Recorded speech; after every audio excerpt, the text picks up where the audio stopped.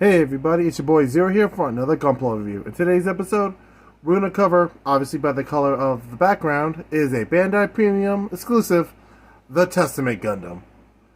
So it's the master grade, well, it's the only one. There is a figure, an action figure of it that exists, but there is no other grade of it that exists, which makes me sad. And let me just get off topic real quick so I don't do this later on in the video, hopefully. I get why Bandai has Bandai Premiums, but I hate the fact that Bandai has Bandai Premiums. Like, you want to finish the full evolved forms of the Project Meteor crew? Tough luck.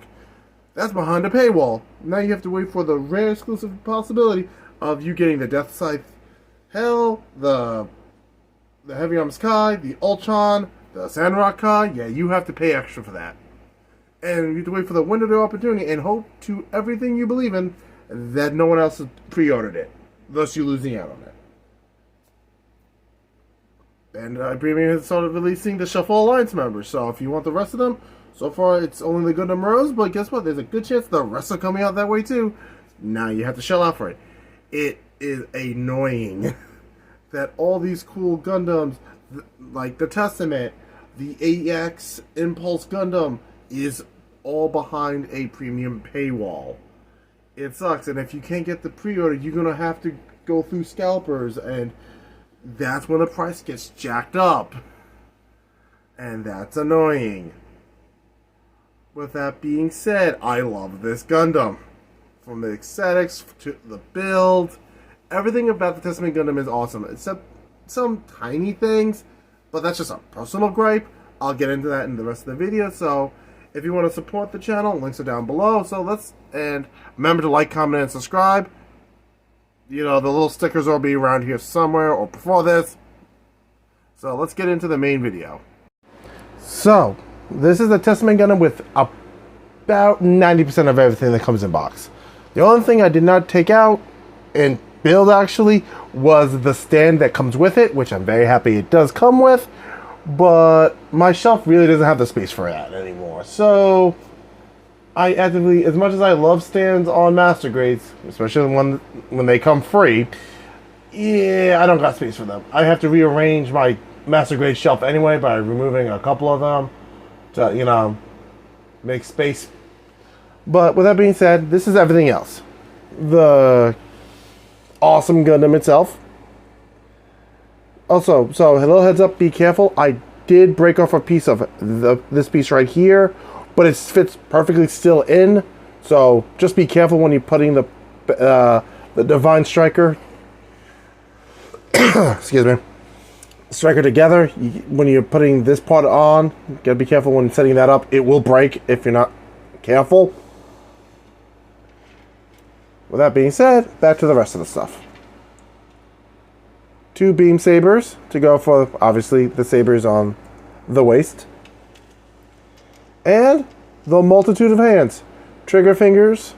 Oops, so you guys can see it. Pair of trigger fingers. A pair of holding hands. And a pair of dynamically displayed hands. And it comes with a sheet of water slide decals. And, of course, the one sticker. The best sticker sheet. It's like, you know, a mono eye. It's just one sticker for the eyes. That's it. It's great. You don't have to worry about stickers fitting or anything. Now, off to you. One thing I'm not a huge fan of is that I'm gonna not front. When I first saw this, I thought the hand was the claw itself. But since this is actually just a weapon, the actual hand is underneath it, and it doesn't hold up properly. It does droop a little, as you can clearly see. Up, down, you know. So it does have some droopage. Like, it can't support its own weight, which kind of sucks. But it's easily attached. It's attached by this piece here, this black piece here. And so it attaches into either arm, because it connects at the, let's show this part. Right here, see this little hole here? Yeah, you can attach the shield through there, and thus the claw can go on either arm. I stick it to the left arm because it, you know, looks cooler that way. So it's on the right arm. Looks good that way. So when it comes to weapons, it has 2 guns, one under each part of the shield, which is kind of baller. You know, not gonna front. These are the most basic weapons I have ever seen on a master grade. Also, side note on the shield, there is a lot of empty space here. I kind of wish they had like plastic pieces that were more solid, but hey, take what you can get. These are just 2 pieces of plastic slapped together. I mean, you can see the seam line right down the middle, but aside from that, it's not that big of a deal to me. It's not a deal breaker. And you actually put the gun in via the hole where the trigger would be into the shield. So the hands are the current traditional of the mixable fingers, as you saw before. So if you want to swap with the fingers, it's easy. Pop off these, switch on these, whatever have you. Here's an interesting thing. The instruction, literally, there's parts of the instruction that tells you to use a different neck, and we do not use the black pieces of the shoulders right here and here while building if you're planning on using the different striker packs. Which I thought was kind of odd, but I get it. Also, there's parts of the back. Let's actually extend the backpack. See these pieces here and here? Yeah, they told you not to. You got to be careful when using other striker packs, or possibly remove them when using certain striker packs. They don't say which ones, so be careful when you're using the ultimate striker packs, like, you know, the ones from the Strike, the Buster, the Duel. You know, those guys. Be cautious with those. So when you're building it, if you want to throw on the extra striker packs, which gives this dude a lot of options when it comes to customization, because, you know, you can throw on different backpacks. Which I kind of want to mess around with this dude and throw on the Freedom Gundam's wings on this dude. But on the other hand, I don't want to mess with it. It's kind of perfect the way it is, at least design-wise. The problem I have is with the knees. They don't go down all the way. As you can see, it's kind of pops out on you. Kind of annoying. Let's move the legs. Unfortunately, that's as high as the front skirt goes. The back skirt goes out a little bit further. So you do not get a lot of height on the kick forward, but you get better kicks in the back. Not that much for the side skirt because of, you know, that being there, so you don't get a lot of side kick. Great knee bend. I like the fact that the front of the leg does move, so you do get a little bit more articulation out of this. I also thought it was kind of funny that he has like little high heels. I'm getting like him vibes from Powerpuff Girls from the old school. I kind of appreciate that. Come on. Giant claws. Bright red. Anyone who grew up in the 90s will tell you that him was the scariest cartoon character ever. Because he technically never lost. He just kind of got bored. Alright, enough of my reminiscing about how ancient I am. Onto the arm and the bending. Decent bend on the arm. Move up that. Also the shield, actually the shoulder pauldrons do move. So you can get more rotation and articulation out of that. And as you saw, this piece moves up and down. Head's on a ball joint. Up it goes, down it goes. As you can tell, it's from the Stray family because of that distinctive V-fin on its forehead.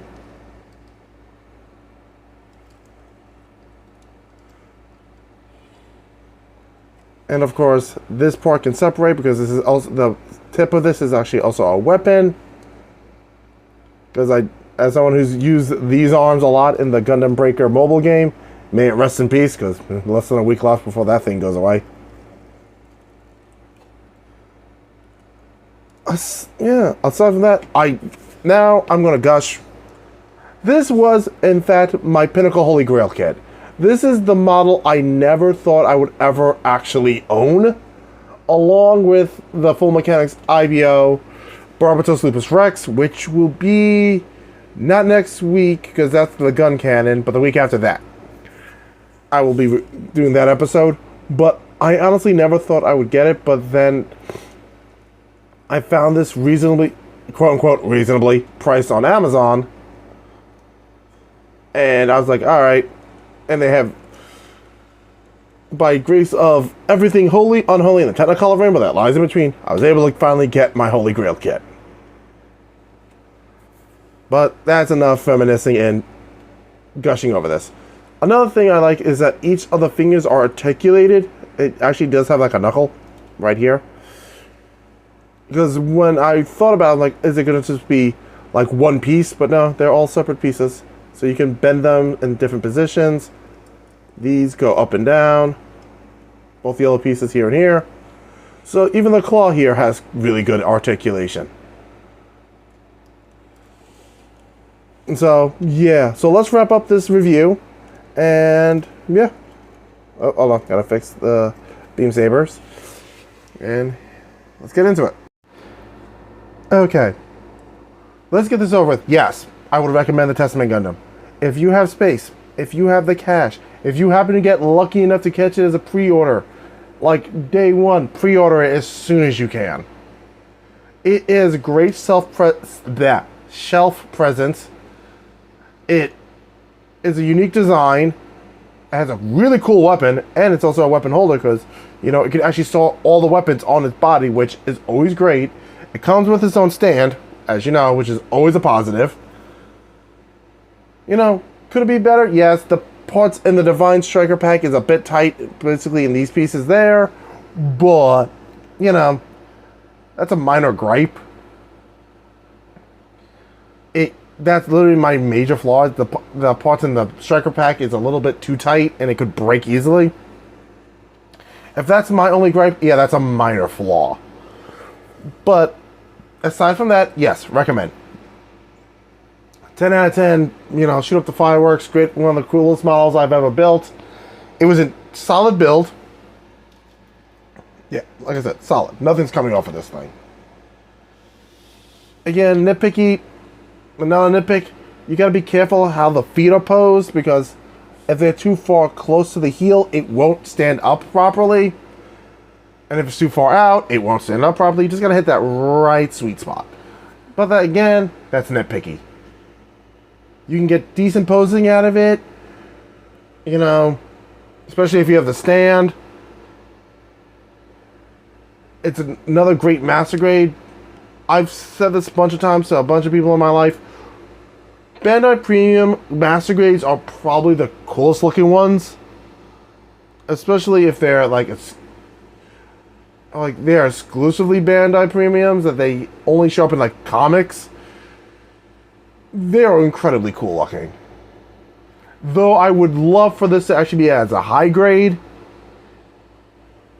You know, I'm happy just to have this as as a master grade sitting on a shelf with the other master grades I have. But that being said, Friday's episode is going to be the Granddaddy Gundam. The Revive, unfortunately, I do not own the Origins yet. That's a maybe kit. Sitting on that for a while. Like that and the Overflag and the Flag. They just sit on the I will get you eventually, but I am not actively looking to get you yet group. After that, next week will be the Gun Cannon Revive, so I can officially be done with the Project V group.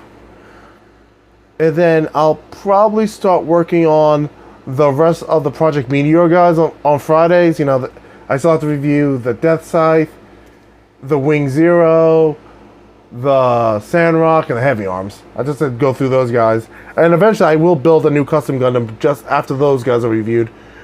Which would be, you know, what the prototype should have been, instead of it being the Wing Zero. Technically, the Wing Zero is a prototype from the prototype, the Snow White, but that's a manga thing. I don't know if that's canon to Gundam Wing, but yeah. So I want to thank everybody for watching. If you're still here, listening to me blather on, hit the like button, subscribe. I'll catch you guys on Friday. And remember, all of you are awesome, all of you are loved, and all of you are appreciated. Thanks for watching. I'll catch you guys later. Peace.